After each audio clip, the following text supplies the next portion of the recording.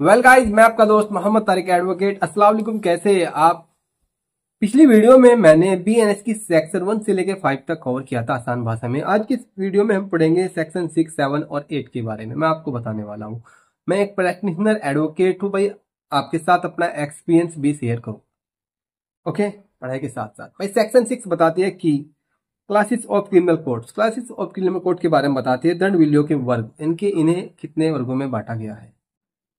ठीक है, जैसे देखे beside the high court and the court of constitute under this law.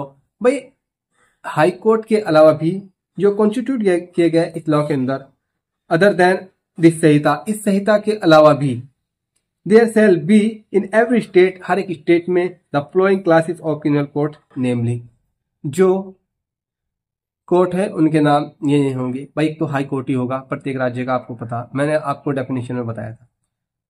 एक राज्य, दो राज्य के हाई कोर्ट भी हो सकता है, जैसे पंजाब और हरियाणा। ठीक, जैसे court of session, high court के नीचे कौन सा होता है? कोर्ट ऑफ सेशन कोर्ट हो गया। ठीक, उसके बाद judicial magistrate of first class. ठीक है भाई, judicial magistrate of first class यानी कि जीएम फर्स्ट। आपके मैं बताना चाहूंगा, जैसे कोर्ट ऑफ सेशन का जो मतलब है, कोर्ट ऑफ सेशन हो गया दंडिक न्यायालय। ठीक है भाई, और एक होता है इसमें एक तो सेशन न्यायालय होता है, एक होता है जिला न्यायाधीश। तो इसमें थोड़ा सा डिफरेंस ये है कि कोर्ट ऑफ सेशन यानी कि जो कोर्ट ऑफ सेशन हो गया, इसके समक्ष आप अपने जो सिविल के जो मैटर हो वो आप फाइल नहीं कर सकते। ये आपके सिविल के मैटर नहीं देखेगा, इसे देखेगा सिर्फ जिला न्यायाधीश, ना कि कोर्ट ऑफ सेशन। उसके बाद judicial magistrate of first class, GM first, इसकी पावर के बारे में मैंने आपको बताया था। उसके बाद judicial magistrate of second class, इनके जीएम फर्स्ट से निश्चित क्या होता है? Judicial magistrate second class.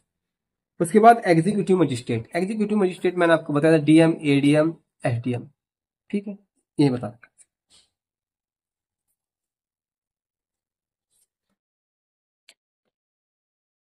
उसके बाद होता हो कि सेक्शन 7 बताती है कि टेरिटोरियल डिवीजन। टेरिटोरियल डिवीजन का मतलब यही कि प्रादेशिक खंड, यानी कि टेरिटोरियल जिला, इलाके, क्षेत्रीय से संबंधित को क्या बोलते हैं? टेरिटोरियल। और डिवीजन का मतलब आपको पता, विभाग, श्रेणी या मंडल। ठीक हो, इसके सब क्लोज 1 में यही दे रखा कि प्रत्येक जिला एक सेशन खंड होगा, यानी कि प्रत्येक डिस्ट्रिक्ट में क्या होगा? एक सेशन खंड होगा, या सेशन खंडों से मिलकर बनेगा, या सेशन खंडों से मिलकर बनेगा। और प्रत्येक सेशन खंड इस संहिता के प्रयोजनों के लिए एक जिला होगा। ठीक है, एक जिला होगा या जिले से मिलकर बनेगा, यानी कि जो सेशन खंड हो इस संहिता के जो प्रयोजनों के लिए या तो एक जिला होगा या जिलों से मिलकर बनेगा। ठीक है, सब क्लोज इसका 2 बताता है कि द स्टेट गवर्नमेंट में after consultation with the high court, इनकी जो राज्य सरकार हो वो हाई कोर्ट के कंसल्टेशन इनके परामर्श के बाद divide the any district into sub section and may alter the limit of the number of such sub division. इसका मतलब है कि राज्य सरकार उस न्यायालय से परामर्श के पश्चात ऐसे खंडों और जिलों की सीमाओं और संख्या में परिवर्तन कर सकेगी। यानी कि जो खंड जो बना रखे, जैसे टेरिटोरियल खंडों, इनकी और जिलों की जो सीमाएं हैं, सीमाएं का मतलब जो उनकी सीमा हो, और या संख्या, उनकी जो संख्या में परिवर्तन कर सकेगी। कौन कर सकेगी? राज्य सरकार। इंपोर्टेंट भाई, ये आपको बता रहा है जुडिशरी के लिए सेक्शन 7 बहुत ही महत्वपूर्ण, इसमें ध्यान रखिए। सिर्फ राज्य सरकार ठीक क्या करेगी, लेकिन हाई कोर्ट की परामर्श करेगी, लेकिन काम कौन करेगी? राज्य सरकार। परामर्श किसकी लेगी? हाई कोर्ट की। ये क्वेश्चन आ जाके भाई कि राज्य सरकार को क्या राइट हो कि खंडों और जिलों की सीमाओं या संख्या में परिवर्तन कर सके करने का? तो भाई कौन सी सेक्शन में या कौन कर सको? हाई कोर्ट कर सको, राज्य सरकार कर सको? ये भी आ जाए क्वेश्चन, मोस्ट इंपोर्टेंट। सब क्लोज 3 बता रहा, राज्य सरकार उस न्यायालय से परामर्श के पश्चात, राज्य सरकार इसके सब क्लोज 3 बता रहा, राज्य सरकार ही उस न्यायालय के कंसल्टेशन के पश्चात ही किसी जिले के उपखंडों में विभाजित कर सकेगी। किसी जिले को उपखंडों में विभाजित कर देंगे। उपखंड क्या हो? जैसे कि तहसील होगी। ठीक हो जी, तहसील में क्या करेगी? विभाजित कर देगी। किसी जिले को उपखंडों में विभाजित कर सकेगी। ठीक हो जी, खंड का मतलब एक जिला ही होगा। लेकिन उपखंड जो होगा, जैसे कि भाई तहसील बना दी जाए,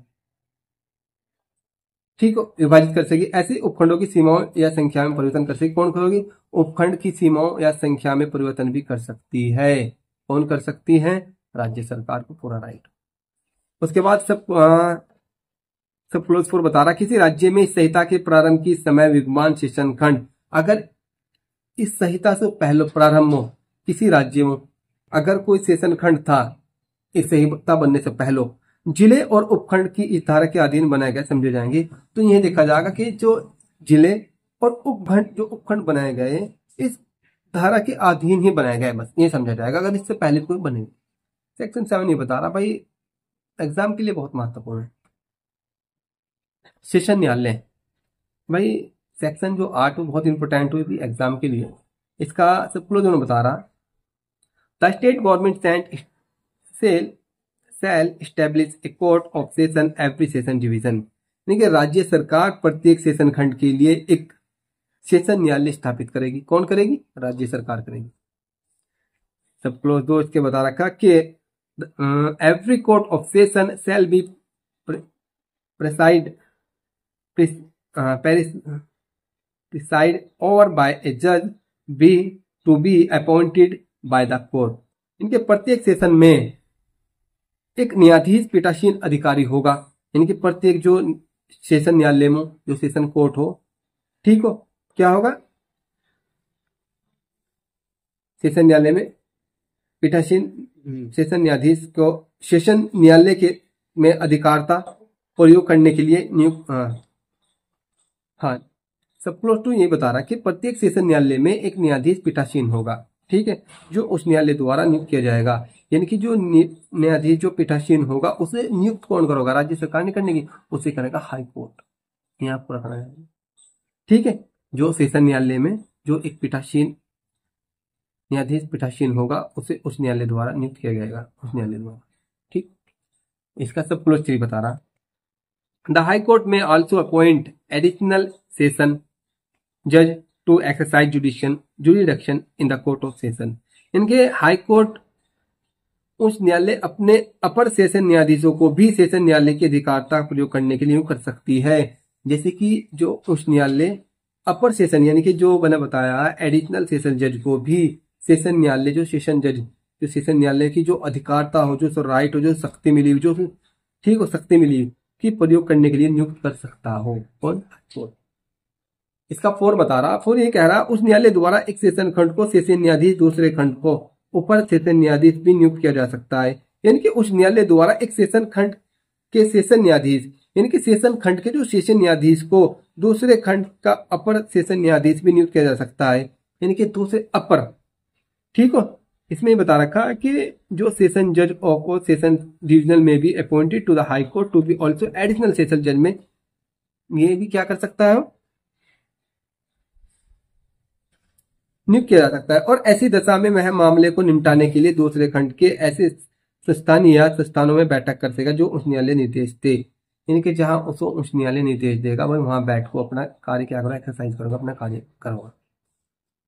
उसके बाद सब क्लोज 5 बता रहा कि जहां किसी सेशन न्यायाधीश का पद रिक्त होता है, रिक्त का मतलब खाली होता हो, यानी कि जज जो छुट्टी पर नहीं गया, वह उस न्यायालय किसी अति आवश्यक आवेदन, यानी कि वह उस न्यायालय के किसी अति आवश्यक आवेदन जो ऐसे न्यायालय के सक्षम किया जाता हो, यानी कि जो ऐसे न्यायालय के सक्षम किया जाता हो जो लंबित है या अपर सेशन न्यायाधीश द्वारा या अपर सेशन न्यायाधीश नहीं है, यानी कि कोई जज की कोई रिक्त खाली वहां कोई नहीं है, लेकिन कोई ऐसा आवश्यक कार्य है जिसको करना ही करना, ठीक हो, तो उसके लिए क्या करेगा कि न्यायालय के समक्ष लंबित या कोई लंबित हो कोई भी, या सेशन न्यायाधीश द्वारा, यदि सेशन न्यायाधीश नहीं, यदि सेशन न्यायाधीश है तो सेशन खंड के, भाई अगर सेशन न्यायाधीश है तो फिर क्या करेगा, वहां से अर्जेंट का अगर कोई कार्य है उसे क्या करेगा कि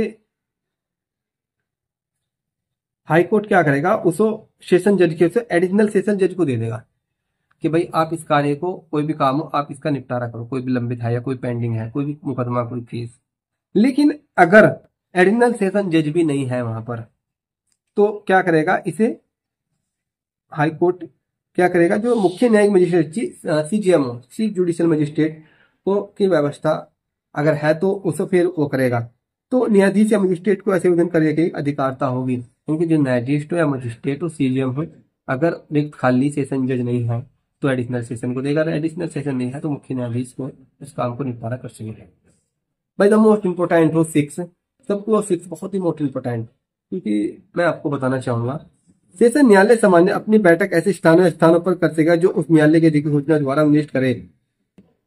सेशन जो न्यायालय अपनी जो बैठक ऐसे स्थानों पर उच्च यानी कि कोई भी मीटिंग हो रही है, कोई भी सो कोर्ट का कोई भी काम करना, ठीक हो, जो स्थान उस न्यायालय ने क्या कर दिया, उसको अधिसूचना द्वारा निर्दिष्ट कर दिया कि भाई आपको वहां बैठकर काम करना। किंतु यदि किसी विशेष मामले में कोई विशेष मामला हो जाए, जैसे भाई आसाराम का मामला था, राम रहीम का मामला था, विशेष मामलों में सेशन न्यायालय की राय है कि सेशन खंड में किसी अन्य स्थान बैठक करने से पक्षकारों और साक्षियों की सुविधा होगी तो अभियुक्त और अभियुक्त की सहमति से मामलों का निपटारे के लिए या उसमें किसी साक्षी की परीक्षा करने के लिए स्थान पर बैठकर कर सकेंगे। तो जैसे मैंने आपको बताया राम रहीम का मामला था, ठीक हो, और आसाराम का था कि सेशन जज ने सबने मिलकर कहा निपटाया था कि जेल में बैठ को सारे जो एविडेंस किए गए थे, कलेक्ट किए गए थे, जो एग्जामिनेशन हुआ था सब वहां हुआ था। तो भाई जहां भी अपना उच्च न्यायालय ने अधिसूचना द्वारा कर दिया कि भाई इस मामले को आपको वहां बैठ के निपटाना, जैसे मैंने आपको बताया इनका मामला कहाँ निपटा था, जेल के अंदर, जेल में ही कोर्ट बना दी गई थी, वहां पर इनका वो निपटा था और फिर इन्हों अभी पाए गए थे, फिर इन्हों जेल हो गई थी। यही मामला दे रखा है इसमें। जहां भी कहेगा अगर कोई विशेष मामला आ गया, माननीय उच्चतम न्यायालय ने सेशन कोर्ट को जहां भी आदेश दे दिया वहां बैठ कर क्या करेगी, वो पक्षकारों और साक्ष्यों की सुविधा अगर होगी तो वो है क्या करोगी, अपना उस मामले को निपटाने के लिए वहां पर बैठकर अपना काम करेगी। ठीक है, उसके बाद 7 क्या बता रहा है, सब पूरे 7 सेशन न्यायाधीश समय समय पर ऐसे अपर सेशन न्यायाधीशों के बीच कार्य का वितरण में संबंधित संहिता के संगत आदेश दे सकेगा। इनकी जो सेशन न्यायाधीश हो वो समय समय पर अगर उसके पास कोई काम है ज्यादा इस तरीके से भाई हो जाए कोई काम, अपर सेशन न्यायाधीशों के बीच कार्य का वितरण, इनके अगर उसके पास ज्यादा हो रहा, सेशन न्यायाधीश के पास कार्य ज्यादा हो रहा तो वो कुछ फाइल ट्रांसफर कर देगा, किसको करेगा, एडिशनल सेशन न्यायाधीश को। तो ठीक हो, यहाँ संगत में आदेश दे सकता हूँ, किसके पास आदेश है सेशन न्यायाधीश को, सेशन न्यायाधीश एडिशनल को दे सकता हूँ। उसके बाद 8 सबको 8 बता रहा, सेशन न्यायाधीश अपनी अनुपस्थिति या कार्य को असमर्थता की दशा में, यदि इनकी जो सेशन न्यायाधीश पहले तो जो मैंने आपको बताया था खाली थी, अब प्रेजेंट नहीं है, तो जो उसका कार्य है असमर्थ है, जो नहीं की दशा में किसी अन्य अति आवश्यक आवेदन पर अपर सेशन न्यायाधीश यानी कि जो एडिशनल हो, ठीक हो, उसको क्या करेगा, उसके द्वारा किसी अपर न्यायाधीश तो ना हो, अगर अपर न्यायाधीश नहीं है तो मुख्य यानी कि मुख्य न्यायाधीश मजिस्ट्रेट द्वारा निपटाए जाने के लिए व्यवस्था कर सकता है। और यह समझ जाए कि प्रत्येक न्यायाधीश या मजिस्ट्रेट को ऐसे आवेदन कार्य करने की अधिकारता है। अगर किसी कोई जैसे भाई प्रेजेंट नहीं है सेशन न्यायाधीश, तो वो अपनी पावर किसी दे सकता हो, एडिशनल को दे सकता हो, ठीक है जी। और अगर वो भी नहीं है तो वो फिर मुख्य न्यायिक मजिस्ट्रेट सीजीएम को अपनी पावर दे सकता हो उस काम को करने के लिए। उसके बाद ये स्पष्टीकरण आ गया, स्पष्टीकरण में यही के एक्सप्लेनेशन, इस संहिता के प्रयोजनों के लिए नियुक्ति के अंतर्गत सरकार द्वारा संघ राज्य की कार्यकलापों के संबंध में किसी सेवा या पद पर किसी व्यक्ति की प्रथम नियुक्ति, तैनाती या पदोन्नति नहीं है, जहां किसी विधि के अधीन नियुक्ति, तैनाती या पदोन्नति सरकार द्वारा किए जाने की अपेक्षित है। तो इसका कहने का मतलब ये है, अगर किसी को उसने क्या दे दिया कि भाई अगर अपना कारोबार किसी को सौंप दिया, भाई इसे आप निपटाओ, जैसे सेशन न्यायाधीश नहीं है और नहीं एडिशनल सेशन है, तो उसको क्या सीजीएम को कर दिया भाई आप इसे निपटाओगे, तो इसका मतलब ये नहीं है कि उसकी पदोन्नति, उसका प्रमोशन हो गया।